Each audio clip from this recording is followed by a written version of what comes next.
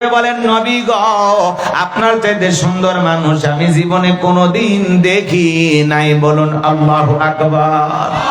আপনার আমার নবী কতটা সুন্দর জানেন? হযরতে জাবের রাদিয়াল্লাহু তাআলা আনহু বলেন, পূর্ণিমার রাত আমি রাসূলের বাড়িতে গিয়েছিলাম। সেদিন দেখেছিলাম চাঁদ উদয় হয়েছে দুইটা, একটা চাঁদ আসমানে আর একটা চাঁদ জমিনে।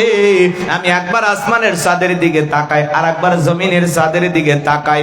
হযরতে জাবের রাদিয়াল্লাহু তাআলা আনহু বলেন, ওই আকাশের পূর্ণিমার চাঁদের চাইতে বিশ্ব নবীকে আমার কাছে বেশি সুন্দর মনে হয়। একটু জোরে বলেন না সুবহানাল্লাহ।